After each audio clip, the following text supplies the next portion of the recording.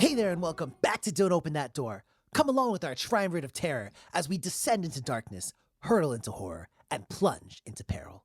If you've ever wanted Alien, but your parents said you had Alien at home, you're in the right place.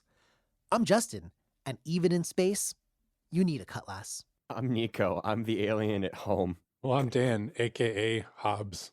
And we're here today to review Life. The 2017 one, not like your life or mine. Big up yourself, though. Yeah, for true. This one was directed by Daniel Espinosa, starring Jake Gyllenhaal as David, Rebecca Ferguson as Miranda, Ryan Reynolds as Rory, Ariane Bakare as Hugh, and Hiroyuki Sanada as Sho. I mean, it doesn't matter now. It's too late. Whoever went back and did that, you asshole. I also changed it. So in the script, I wrote in David accidentally. I'll own the mistake.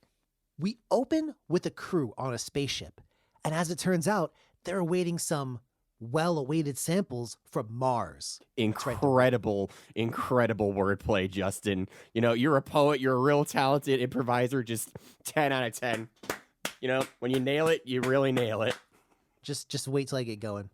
The pod carrying them was hit, though, and now the samples and their craft are barreling towards the International Space Station. Rory, one of the astronauts, goes out on a spacewalk and manages to actually catch it with the space arm, and everyone's relieved. As it turns out, the samples actually contain microscopic life, and the crew get to work conducting experiments on the new find. They report it back to Earth, and after a vote, the alien microscopic life form is named Calvin. Nico, I know you don't really mess with too many microscopic organisms like that, but why don't you go ahead and take it from here? Fun fact, dear listeners, and this is going to be arguably more terrifying than the movie we're about to review. There are, I shit you not, trillions of microorganisms living on and inside you. Have fun with that information. More you know. But back to this. Hugh, the local biologist, continues his work with Calvin and realizes that the life form appears to be growing, and each cell can perform the functions of several others. They say that each cell can be a nerve cell, a muscle cell, a fat cell, etc., like it kind of like an omni-cell, if you will. Calvin has grown to the size of being able to physically interact with Hugh, and that is a problem, though, as you might imagine. So Hugh makes a mistake with an oxygen tube and his op, which causes Calvin to enter a state of hibernation. This then prompts Hugh to attempt to stimulate Calvin electrically, and the organism responds by wrapping itself around Hugh's hand, kind of like Shuma Gorath in Marvel vs. Combat 3. And he just fucking obliterates dude's hand, like RIP his legibility for the rest of his life. It's okay, it's pretty short though. So from there, it breaks a piece of metal and uses it to escape containment, and it eats a test rat, RIP to Stuart Little, I guess. Well, Dan's not a rat, but I bet you can rat out this next section. What's good? I guess I could. So Rory jumps into the sealed lab to save Hugh, but he ends up getting trapped inside with the alien. He attempts to kill it with an incinerator, but it is unsuccessful and the alien climbs inside of his mouth and kills him. Ugh. Calvin eats Rory's, and grows, and it manages to escape via a vent. Ekaterina, aka Kat, the lead astronaut, tries to send a distress message to Earth, but comms are down and someone needs to go outside and fix them. Turns out they had T-Mobile. They get free shit on Tuesdays. I just learned that today. Anyways, given the seriousness of the situation, Kat decides to head out and fix it. Well, naturally, I'm the man to call if you need to fix something, so I'm going to take it over from here. Kat starts to fix the comms, but then Calvin shows up and attaches itself to her suit. David, the local doctor, attempts to save her, but Kat locks herself outside in an attempt to lock Calvin out of the space station. Hugh theorizes that Calvin can't survive for that long in space. And so the crew kind of thinks, how can Calvin try and get back into the space station? They attempt to use the station's thrusters to kill Calvin, but it just doesn't work. Someone else I've tried to get rid of quite a few times, Nico. What happens next? It's true. It's well documented at this point. So, to make matters worse, they've accidentally put themselves into a decaying orbit and will crash into Earth at this rate. Sho, the systems engineer, places the spacecraft back onto a regular orbit, but by doing so, they allow Calvin back onto the space station. The crew decide to attempt to vent half of the space station in order to kill Calvin once and for all. Hugh then collapses, and it turns out that Calvin was attached to his leg. Calvin then goes after Sho, who locks himself in a sleeping pod. Mm-hmm. Soon after, David uses Hugh's corpse, R.I.P. Hugh, as a trap to lock Calvin into a section of the space station to vent it and kill the creature. Unfortunately, it turns out that part of Kat's distress call actually did make it to Earth, who has initiated an anti-contamination protocol and sent a vessel to push the space station into deep space, stopping Calvin from reaching Earth. Sho has no idea though, like no one told him about this, and he attempts to stop Calvin from making contact with the craft from Earth. The Earth shuttle crashes into the space station, and Sho is also killed. Dan, I don't know how this one's going to work out. Take it away. Well, neither did I. So at this point, the only astronauts left are David and Miranda, who's the quarantine officer, who also really failed at her job. Unfortunately, due to the collision, the space station is now crashing down to Earth. Oof. David and Miranda decide to take 2 escape pods. David will trap Calvin in his and head into deep space, while Miranda will head back to Earth. But unfortunately, this doesn't totally work out though, as Miranda suffers a system failure and she heads into space, while David, who's attacked by Calvin, actually ends up on Earth. A little switcheroo there. The movie ends with David being rescued by a group of fishermen as he screams for them to not open that pod. The end. All right, well, there's a lot of life in this one yet. Let's keep going. Nico, how does this movie look? I love the set design for this, and I'll say it, how the fuck did they film this? In space. I don't think they did. I don't think they did. That would be truly buck wild, but no. I am such a fan of the spaceship and the design of how it's all laid out. It feels very just cohesive, and also at the same time, like, itself is a set piece. So combining that with just some regular astral vibes, and I'm a big fan. Mm-hmm. Dan, looks. Yeah, I thought it looked great. It's got a pretty decent budget, I believe, to it. And I mean, you can tell on the visuals, they all look really smooth and really good. Calvin looks great. Calvin looks incredible. Yeah, the opening sequence is like one continuous shot. I mean, I don't know if on the back end if it actually is continuous, but at least it's viewed continuous for like, I want to say it's like 8 minutes long or something. And it's like pretty fucking cool, actually. So I'm a big fan of the visuals. And to Nico's point, like, I think the space station looks great. And not that I've ever been or anything, but it feels real and realistic. Like, it doesn't feel sci-fi or anything like that. Like, it feels like it would be real. Yep, absolutely. I agree with my comrades 100%. And if I could add one thing, which I can, it's that I really enjoyed the cinematography, not just the detail that Dan talked about at the beginning, where there was that smooth singular shot, which by the way had like the camera rotate because there's 0 Gs. So some of the rooms might be positioned differently than other rooms. And it was cool how the camera would align itself to show that. But I enjoyed the use of cinematography in this movie because I feel like they did it right. I've complained on the pod before about movies where the characters should see something, but because we, the viewer, can't see it, they act like the character can't see it. Yep.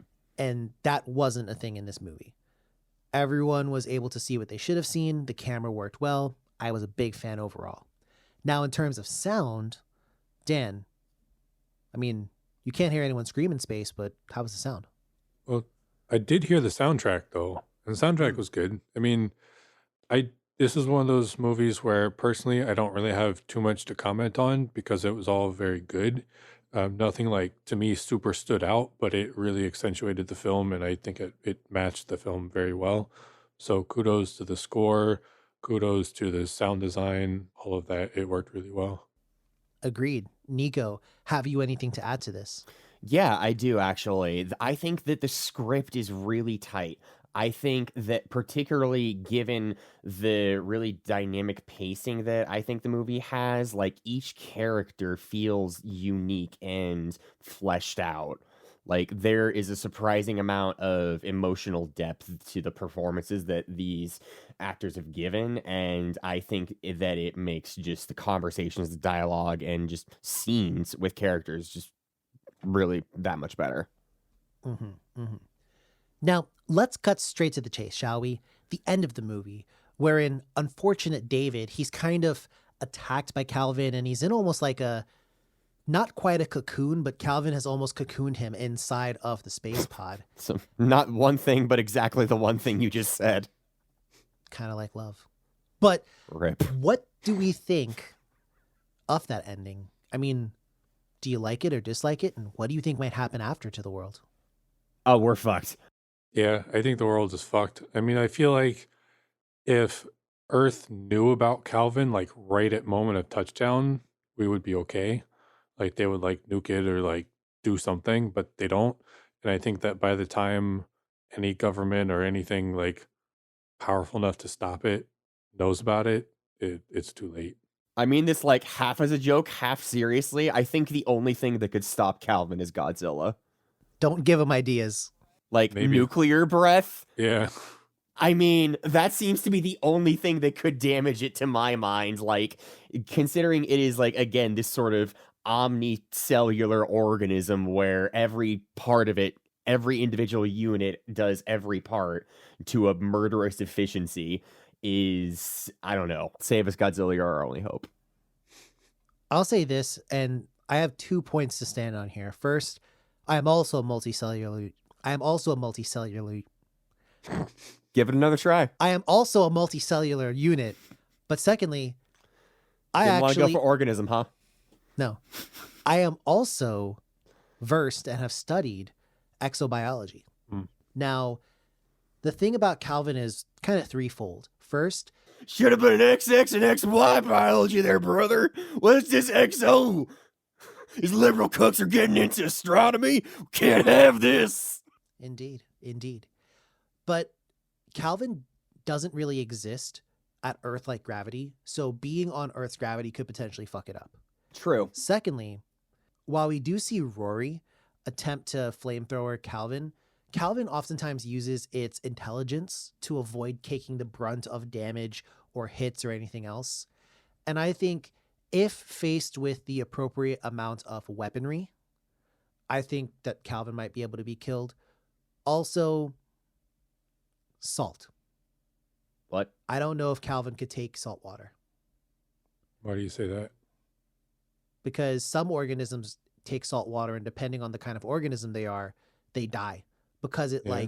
because they say Calvin needs water, and sometimes salt, especially for an organism I thought it that's was never that he needs encountered it. oxygen. Yeah, it was oxygen.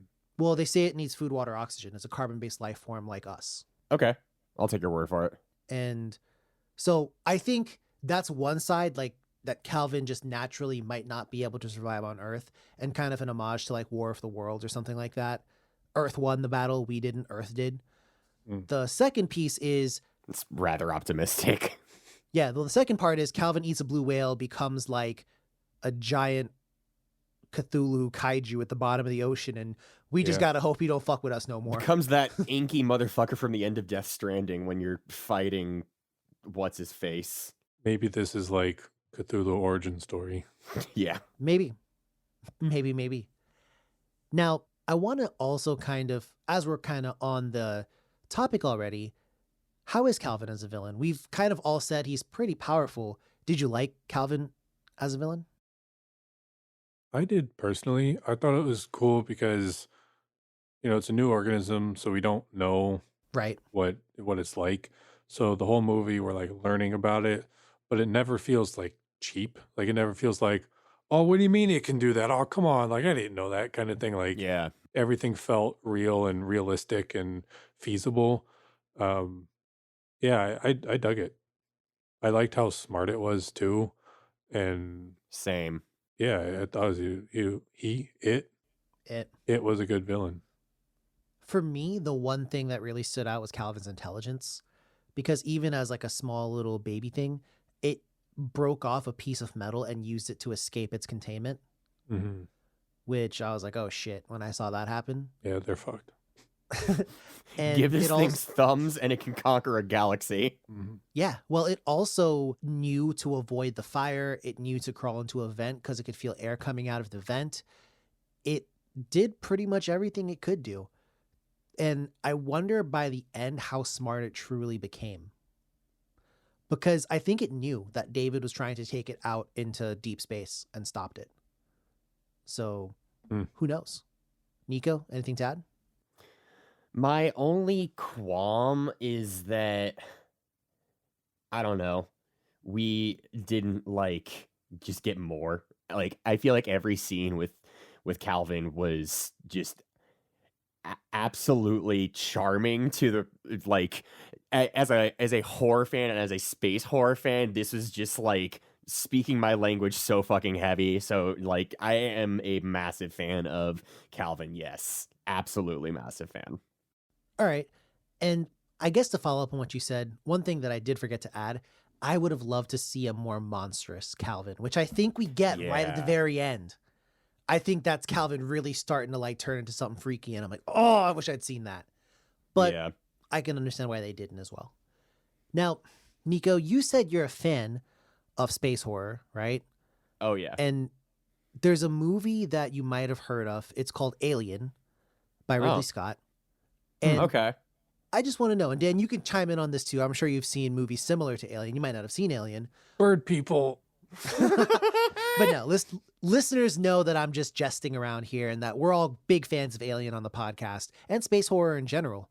How does this movie compare to other space horror and just maybe specifically Alien?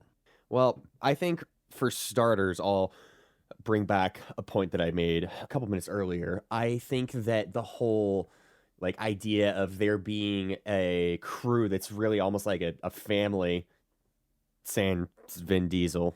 That would God, if Vin Diesel was in this, instant gold seal, 100. Let's go. If Vin Diesel was in this, that scene where Hugh got his hand broken and crushed would never have happened. Because as soon as someone was in trouble, Vin Diesel would have just walked straight into containment and would have gone like, "You don't leave behind family," and then just like reached in with a glove and I don't know, crushed Calvin. And in fact, he would have taken Calvin back down to Earth and street raced him, and then like Giving Calvin a car. We can only finish this one way. and Calvin just nods, and you see them both like in souped up With a muscle cars, like concrete in the next tango. shot. But carry on, sir. No, oh God, I so desperately want that to be real. I can't tell you. No, but I'm a big fan of whenever we can have a cast of characters that have just loads of chemistry together and it all seems just natural. Like these people have known each other for years at this point, to the point that they've like developed their own little idiosyncrasies and stuff. So whenever we can have a cast of characters that is that deeply intertwined, I think that's grounds for a good movie. And then seeing them get taken down one by one in increasingly monstrous and inventive ways is another certain nod, maybe not necessarily to Alien, but just something that makes for a no surprise what I think about this movie at this point, but what makes for a damn good horror movie in space with an alien that isn't necessarily alien, but also has all of those things, if you get what I mean. Absolutely. And Dan, no chest burster, but did you think this was like Alien at all, or maybe something else? Yeah, I mean, I know that it was heavily influenced by Alien, and we have an alien that we're learning about. Again, to kind of my earlier point, we're learning about this alien's abilities and what it can and can't do. And I think there's more of a focus on that in this movie than there was in Alien, but you still get some of that in Alien as well. Let's keep track how many times we can say alien. Yeah, a lot. But, when compared to other space movies, like you have feelings of not really isolation, but like home, wanting to go home because you have Sho who kind of wants to be back home. He just had a daughter, was born. We Mhm. see that. But then It's you also also much more have, feasible in this one than others, because usually it's like yeah, way the fuck out in deep space. But true. with this, it's like it's right like, right fucking there. there. You can see Yeah. it. Yeah. And we also have the opposite of Sho in Tell. David. David's character and Tell, Um, Two kinds of people. but yep. But we have the opposite in David, who doesn't like Earth and he doesn't want to go back to Earth, and that's why he volunteers at the end to go out to deep space, because he's still heroic, but like he doesn't like Earth. He enjoys the solitude of space more. Dude, David wanted to go out on his own because he was trying to get the AUC, bro. He was trying to find some aliens to smash. Calvin, I don't think he was trying to fuck Calvin, my guy. You don't know that. I think I do. Consider what the inside of the pod looks like when he lands on Earth. It's mad sticky. He's not dead. the reason why he says don't Gotta open the fuck it, I guess. that's why he doesn't want them to open the Yeah. pod. He doesn't want to interrupt what's going on. It's like but that's my father's house. House. Moment. Shout out to Royce the 5'9". What in the Saya no Uta is going on here? Anyways, yeah. If you know, Now- I'm so sorry. But I do think that this obviously draws heavy inspiration from Ridley Scott's film. And I will also say that Is this like our personal little bullshit thing that theater kids do, calling Macbeth the Scottish play? Relax. No, I think he was just trying to say the movie that shall not be named. Again. But I will say they didn't try to Geiger it up. In terms Right. of a artistic direction, they went their own way. I think it looks very realistic. Up inside. Yeah, like I said earlier on the podcast, it looks very realistic, and it looks kind of like what you'd imagine the International Space Station would look like. I've been there like once or twice. up. And aside from that, I'm struggling to think of a movie we've seen on the podcast that was like this Up inside. outside of what we've already talked about. So yeah, I think that's what it is. Now, don't walk into this thinking that you're going to get Save me. the movie that came before Aliens, because Well Truth done. be That's- told, Okay. Half credit. Go on. because truth be told, it's not. They're very different movies. And I They saw are. some reviews that were like, oh, well, this is just, a poor man's version of that. And I was like, come on, man. You can't just shit on this movie because it wasn't this other movie. Now, I'm going to turn away from Nico because Nico's clearly illogical. Dan, you are the Fair. logician of the squad, so to speak. Do you think the crew was logical in the actions they took in this film? I do, actually. I think they all made sense. I mean, even like the... I feel so fucking bad for Kat. Yeah. I feel so fucking bad for Kat. What a way to go. Like, Mhm.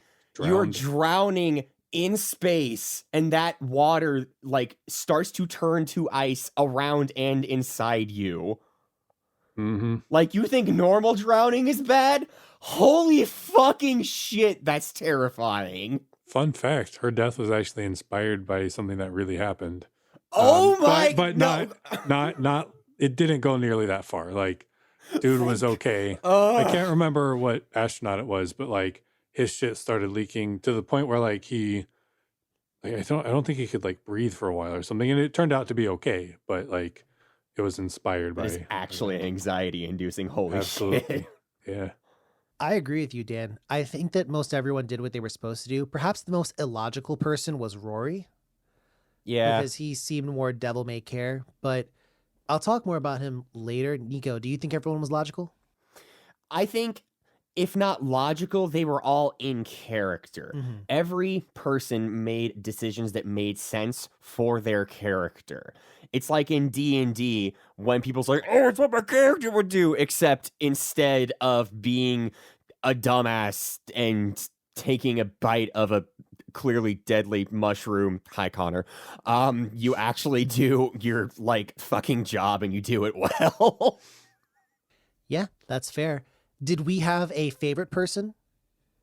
Oh, Miranda.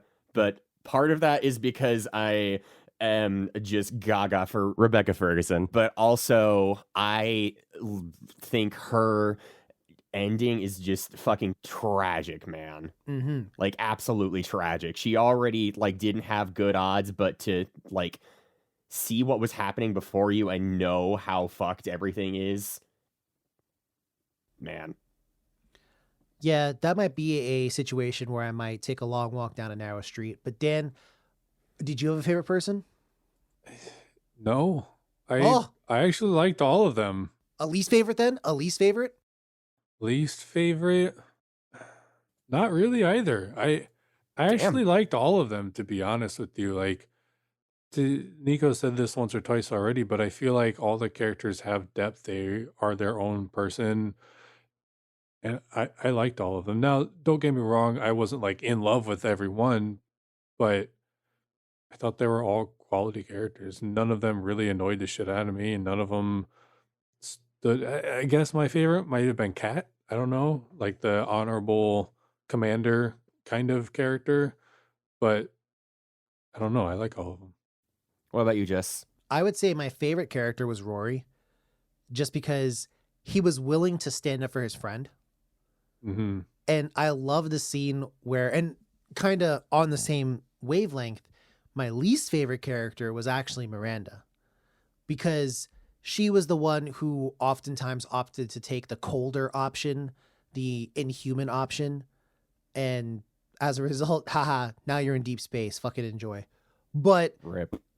I really liked Rory. And I think if he had lived, things might have turned out different. Maybe not, but I have a feeling in my heart. I don't Because think He would have died a separate way. yeah. I think he would have An arguably worse way. I think he would have been totally down to like blow himself up to kill it. Yeah, he probably would have. He feels like the type of dude to do that. Yeah, for true. Now, do you have a favorite scene?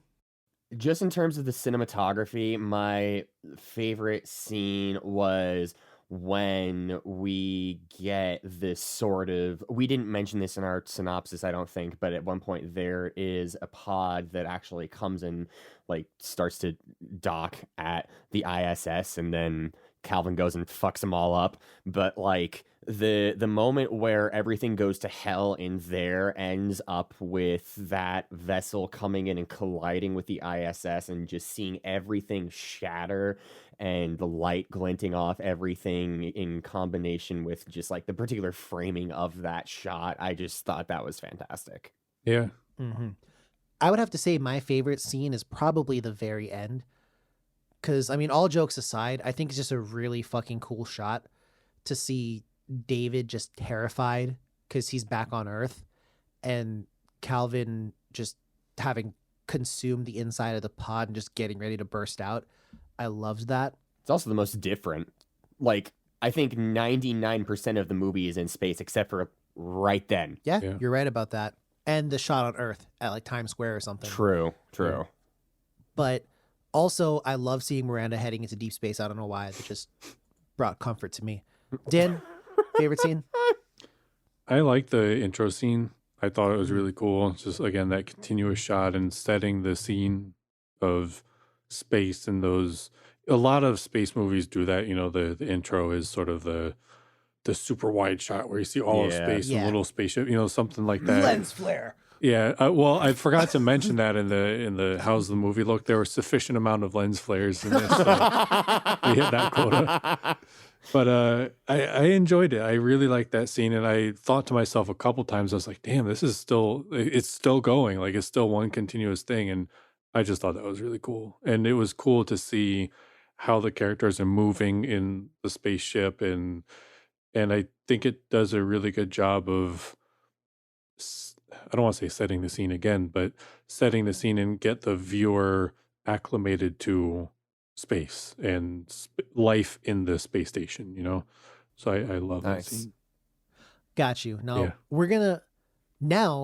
I want to move over to the what would you do? And let me ask this. So we are at the point in the movie where Calvin has killed Rory. It's out. It's a threat. what steps would you take that were maybe different from what the crew did in an attempt to kill Calvin? They've shown the ability to like section off different parts of the ship. So I would like at that point try and see if I could move everyone to like the opposite end of the ISS and then just King Solomon that shit. Because if they had done the venting strategy earlier, I mean, it only failed because it was interrupted by the Earth vessel. So if they'd done it earlier, it would have worked. Granted, I have no idea how the fucking ISS works, so that might not be possible. But to my simpleton non-NASA brain, that makes sense to me. Yeah, well, I mean, they have a vent there literally just in case aliens get on board. So Yeah. that makes total sense. Dan, what would you do differently? I'm going to go from 0 to 100 real quick. Oh, I would like sacrifice myself and like lure it to me and then just like dip out into space. Maybe not even in like this escape pod, but literally just like shoot me out into space. Like, I don't know, I would just go all the way. Ironically enough, I had a similar thought process. I can't tell if Freebird we'd be playing in this or like an orchestral beat. Well, no, you know what I would literally say? Because they were trying to burn it, but they couldn't hit it with a strong enough flame. I would literally say, bro, thruster me. Literally just thruster me. Like, I'll lure it outside and hit it with the thruster. Because that would kill it 100%. Damn. Well, does it? Damn. Does the ISS have thrusters like that? Yeah. They tried to do that before, but they Those are, ran like, out of... small thrusters, though. Yeah, but I mean, they're powerful enough to move. Also, weren't they more of like leaking oxygen than like sending out flames? I mean, I guess I have to No. get there some play. Well, no, they said they could kill it with the thrusters, but the problem is they Yeah. could never Yeah, get you're to right. it fast enough. That's fair. Yeah. So that's my thought process, that a sacrifice is needed. You know why they couldn't get to it fast enough? Because every time the fucking needle moved on the joint, Show had to go, engaging thruster number 7. like, bro, just flip the fucking switch, man. Show was by the book, goddammit. Yeah, he was. Also, and this is just something to think about, I would have been sent one person back to Earth. Yeah, I would have been like, true. yo, someone's got to go back and tell them right now. Yeah. Right now, someone go back and tell them to fucking nuke us or something. But Jesus. dude, no, they have nukes out in outer space. Like, we could Oh totally no, do I'm that. hip, but like, damn. Dog, this life form, I am so scared of aliens. Side note, I am so fucking scared Yep. of not like a predator, but I'm super fucking scared of like an alien microbe. Because Disease or some shit. yeah, that shit could literally, we have no immunity. Like, people don't realize that we have immunity built up over time and generations. And yeah, like, obviously we couldn't go back to like the year 1300 and be chilling, but immunity is built up over time. And this would be something that literally no one on Earth is immune to at all. It would just fuck us if it could infect us, which there's a decent chance our biology might be different enough that it doesn't hurt us. But if it could, bro. No, it definitely hurts us. Well, no, I'm saying like if there was like an alien virus, right? Like, you know, not all viruses can cross species. So Sure. that's what I'm thinking of there. Now, a little bit of a downer for what would you do, some sacrifice, but I want to take it now to the critic review. What do you guys think this has on Rotten Tomatoes from the critics? I feel like it got pretty high. I'm going to say like a 87. I hope this got really high. I'm gonna do,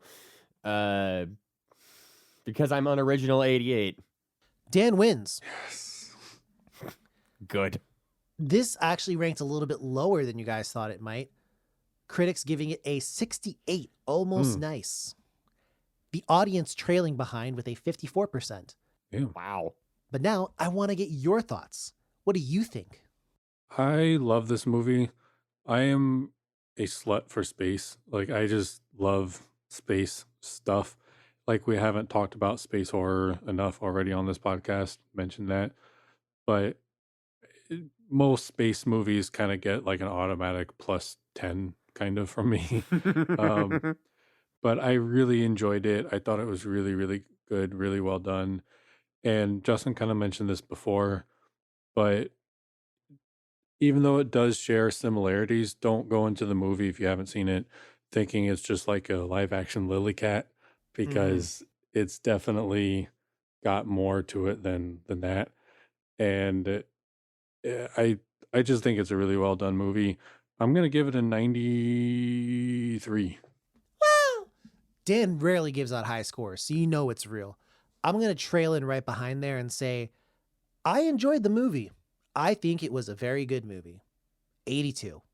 I had fun with it. It was creative. It didn't, even though it's an hour 40, it did not lag and did not feel cumbersome or burdensome. The scenes flowed, action happened, things happened. I'm a fan. I am going to give this a 90. I had such a blast watching this, and I am already excited to watch it again. And I feel like that rarely happens. You know, back in the day when they used to sell VHSs, they'd put quotes from critics on the back and stuff like that. I feel like can't wait to watch it again would be something that for sure would make the box. So yeah, I think we've given it pretty decent scores. Let's put it all on the line here. Recommendation? Absolutely. For sure. Yes. Golden Seal. For me, yeah. I think so. Unfortunately, it's not going to be a yes from me. Rare for Dan and Nico to be aligned and me not to be. But even though I'm not giving it the Golden Seal, I still quite enjoyed the movie. Okay. But, dear listener, I want to know what you think. Did you like the movie? Is it just, as Dan said, a live action Lily Cat? Who knows? Say that 10 times fast. Hit us up, though. We are on X and Instagram at DOTD Horror. Plus, we're on Facebook, which is Don't Open That Door. And you can catch everything we've done on our website, which is dotdhorror.com. And if you're feeling super generous, spread the word. Give us a like or a comment or something like that. Recommend us to a friend. Please, we love you. Of course. So, dear listener, as we bring this one to a close, remember, always take care of one another. I guess maybe follow containment protocol still applies here. Yeah, for sure. And as always, dear listener, don't open that door.